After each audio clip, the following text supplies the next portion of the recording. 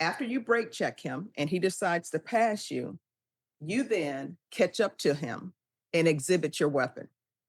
That's a no-no right there. And are you Jason Giovanni Bustos? Yes, Your Honor. All right, you entered a plea on January 13th to count one guilty. The state waived count two without objection. You applied for deferred adjudication. According to the plea bargain agreement, punishment is to be assessed at 6 years in the prison. There's a $2,000 fine and for deferred adjudication. And there's to be restitution and no contact to the complainant. Have both parties had a chance to review the PSI report We have, Judge. and the TAP evaluation? We have. Any objections? No objections, no corrections or addition. Any objections from the state? No, Your Honor. All right, any witnesses state? No, Defense no, Your Honor. witnesses? No, Your Honor. All right, Yeah, my client, just very briefly. all right, could you raise your right hand? Do you solemnly swear or affirm the testimony you give will be the truth and nothing but the truth, so help you God? Yeah. All right, you can lower your hand, state your name for the record. Jason Giovanni Bustos. All right, defense. Jason, you admitted Oh, when you were here, you admitted to probation that you shot your gun at this other person, correct? Yes. And this had to do with on a road, you and another vehicle were playing jockey back and forth, correct? Yes. And I want to make sure the judge, the other vehicle was a F-150 Ford pickup, Yes. and you had a 95 Ford Ranger, correct? Yes. 4th Street. Yes. And you felt threatened by, was that what you shoot where you felt threatened by the actions of your driver? Yes. You know now, when you carry guns, things like this can happen. You can overreact. You understand that that's not very smart. Right? Yes. That's not a smart thing. You overreacted. Yes. Have you learned a lesson? I did. You think that you could be successful on probation? Yes. A lot of reporting, drug testing, fines to pay, community service, maybe some gun safety classes. Think you can be successful in that? Yes. You have a drug problem? I do not. Pass the witness. All right, any questions? Mr. Bustos, so you stated that you felt threatened by the other drivers on correct? Yes. But the encounter that you had with him, it wasn't a short encounter, right? It went on for several miles, correct? Yes. And so at any time during that period where you guys are going back and forth with each other, did you ever think to call 911 and to report that you were going to drive like behavior of this other individual? I did not have a phone at the time. Present. And so, I mean, there are multiple streets where you could turn off or you went into a business and park. Did you do any of that? No, there was heavy traffic during the whole entire incident. Okay. My first thought would be going towards the HEV that would right across from the highway, and I couldn't make it across due to how due to just traffic flowing through. Okay. And so there was heavy traffic in the area for testimony. So the way that you can to reconcile this is to fire firearm twice. That was their reaction. Right? Yes, that was after when I got away from several of from the heavy traffic. Okay. So why didn't you choose to get away from the other vehicle you felt threatened by? I did try to get away from the vehicle.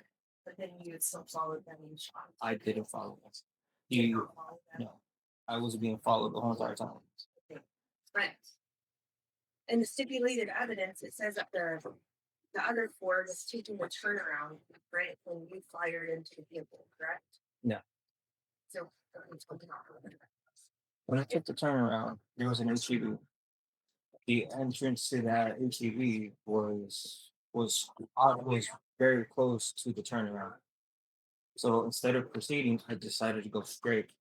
When I went straight to the first light, I decided to go on a right-hand turn lane, and I noticed that the truck was still following me. Once I noticed that, and I checked my rearview mirror, he was already trying to try to jump over the curb to get to where I was headed towards, and I was trying to avoid just a confrontation from him. So instead, I proceeded to go straight.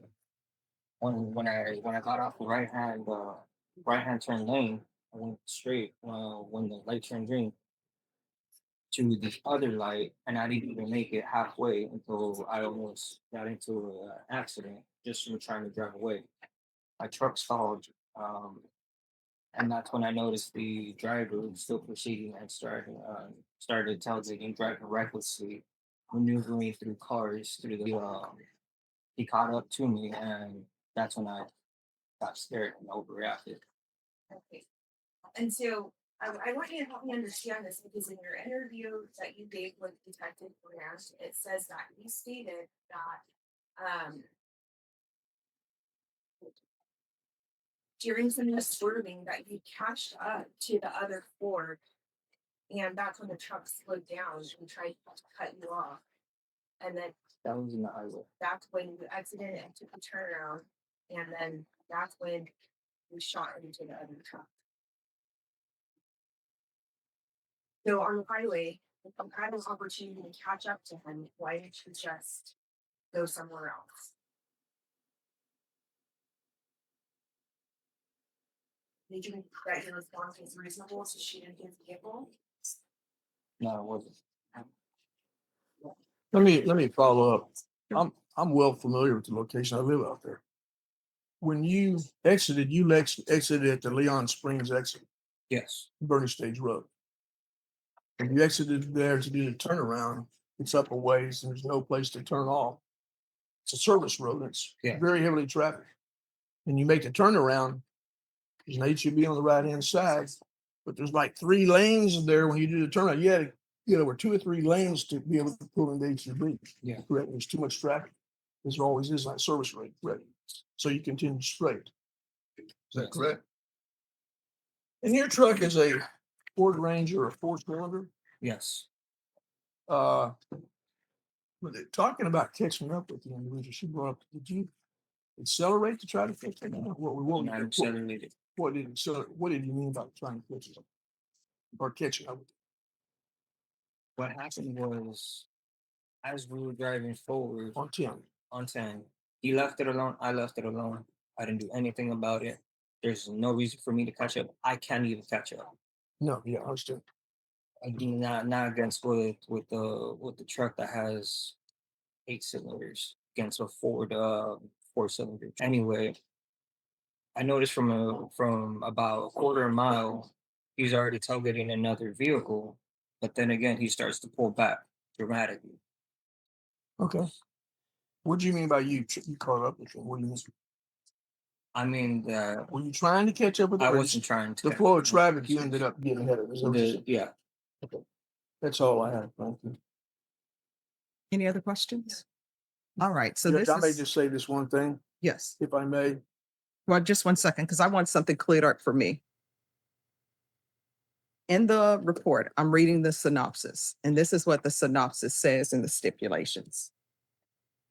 The suspect was in his vehicle, and the suspect began to brake check him on the interstate. I understand brake checking people because sometimes people are riding your bumper. I understand that. I think it's crazy to do that, but I understand why people brake check, say, hey, quit riding my bumper. So that's not the problem for the court that you were brake checking him. It says that the complainant decided to pass you and continue on his way. So what the synopsis so far is saying is that you were brake checking him, I guess, because he was riding his bumper. And then the complainant decides, you know what, I'm just going to pass this guy. So it says that he passes you, then you caught up to him, pulled up next to him, didn't fire your weapon, but exhibited your weapon to him, and then got in front of the complainant and started brake checking him again. That's where I have a problem. I can understand you're driving. Maybe the speed limit is 60. Sometimes people will be in what's called the fast lane on the freeway. and they're going below the speed limit, which is a no-no. But let's say the speed limit is 60, you're going 50 or 55, who cares? You're going less than whatever. Or maybe this person is speeding behind you. So they're behind you, they're riding your bumper, which people do, which they shouldn't do because that doesn't give you time to stop if you need to stop immediately. So this person says, you start brake checking them. So I'm sure tempers are high. His temper is high. I know the complainant was probably upset, probably said a few choice words. And then the complainant gets from behind you because you're brake checking him and speeds past you. Maybe he gestured towards you or whatever, but he doesn't pull a weapon. So he speeds past you. That should have been the end of it. Maybe you get on the phone. You say you didn't have your phone, but maybe you memorize his license plate and call the police and say this person is recklessly driving. But he says what happens is you don't do that. After you brake check him and he decides to pass you, you then catch up to him and exhibit your weapon. That's a no-no right there. And then it says, then the complainant, instead of him just calling the police after you pulled your weapon at him, he pulls out his phone to start videotaping you. And then what he does, after you pulled out your gun and exhibited at him, he starts filming you on his phone. And then he starts chasing after you in his vehicle to film you. And it says he continues to follow you. And then they both took the turnaround at Bernie Stage Road and went on the access road. And it says that the complainant then continued to record you. And then you both got off at the 20,000 block of Interstate Highway 10. And then you came to abrupt stop as the complainant passed you on the left. And then when he passed you on the left, it says you started firing with your automatic handgun. And it says that the complainant was still filming on his cell phone when this occurred. So is somebody saying those are not the facts? What I can remember is he did not pass me up. He just stopped after I stopped. Mhm. I stopped just to make sure he can continue going. So did you brandish your weapon more than once? Did you brandish your weapon at him first and then brandished it later throughout this Yeah. incident and then shoot it? I brandished it once, And when you brandished it, you fired it. only on the second time. Okay, so then you brandished it more than one time. What the synopsis is saying, and don't feel that you have to agree with me. I'm just saying what's in the synopsis. What the synopsis is saying is you brake checked him. And then after you brake checked him, he went around you and passed you. You brandished a weapon. You didn't fire it. He gets upset that you're brandishing a weapon. So then he starts following you and filming you. And then you all meet up and you fire bullets into his vehicle. So is that not true? Is that not what happened? Yes, Your Honor, that is why. All right. If it's not what happened, just tell me. I'm here trying to figure out what the appropriate sentence is. But I do have a problem if you're brandishing a weapon at somebody, right? And then later you brandished it again. There's a gap in time for tempers to cool. And then you brandished it again and you fire into a vehicle. Did you know how many people were in that vehicle? What if there were children in that vehicle? In their in their car seats, because you really can't see when babies are in car seats. People could have been killed. And then if you would have been a good shot and you would have killed him, maybe he would have crashed in other vehicles and somebody else would be dead. So you wanted to say something, counsel, or is there any other questions for him? No, just something, an argument. Sure. Two things. One is 95 Ford Ranger. My wife, although she drives a new car, has a 96 Ford Ranger, Mhm. 6-cylinder. She uses for hauling plants, shrubbery, Mhm. rocks, dirt. Mhm. Ford Ranger does not have a lot of pickup. Well, it has a limited speed it will go. Mhm. An F-150, it doesn't have a lot of acceleration. An F-150 has got a lot of acceleration. Mhm. So we've got a small car and a large car. I don't know what happened, but I'm saying there's a difference there, and the 150 ought not be picking on the smaller guy, if in fact that was what he was doing. Second off is there's questions about why don't you call the police?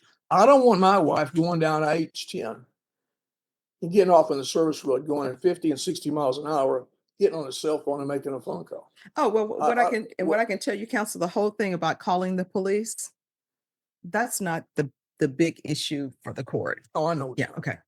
And I think he understands what he made a mistake. Also, I think he's had some mental health issues. He took medicine. He had a job. He was productive before this happened. There's nothing in the record that says this would be a reoccurring type thing that I can see. Once he's learned a lesson, give him a chance on probation. I'm asking the court to give him a chance on probation. All right. Is there any objection to the restitution of $250 to the complainant for his deductible? No, Your Honor. All right, the court is going to find you guilty. The court will sentence you to a $2,000 fine, time and money to run concurrent. There's an affirmative finding of deadly weapon. I'll ask for the therapeutic community based on the mental health. And I do understand, based from reading the synopsis, what was going on with both parties. And there was bad behavior on both sides. But Mr. Giovanni, this is not a probation case. So what I'm going to do is I'm going to sentence you to 4 years in the prison, give you credit for any time served. There's an affirmative finding of deadly weapon. There's to be no contact with the complainant, and $250 to the of restitution to the complainant. All right, we can go off the record. So I gave you something less than what the state requested because of the facts of your case. You're going to have to get a control of your anger, and you're going to have to start making better decisions. A gun should not be the answer to every issue that comes up. All right, good luck to you. In this tense courtroom case, 21-year-old Aaron Ramirez faces a second-degree felony for illegally bugging his childhood friend's bedroom and secretly listening from behind the headboard. When caught, he allegedly threatened the family with deportation. Today, Ramirez is hoping for probation instead of prison time. His defense paints him as a troubled young man who acted out of loneliness and abandonment, issues after his parents' separation, and frequent moves during childhood. His mother testifies that Aaron is a good kid with no criminal history, currently in counseling, and that he never meant to hurt anyone. He was just trying to stay connected to his longtime friend. Character witnesses, including his former supervisor from a special education behavior classroom, describe him as calm, responsible, and nurturing with difficult kids, but the judge has seen the evidence, including Ramirez's own words. The nice guy who made a mistake defense is now being put to the test as the court weighs whether sympathy for his troubled past outweighs the serious invasion of privacy and alleged blackmail. Will the judge grant him deferred adjudication and probation, or send a message with real consequences?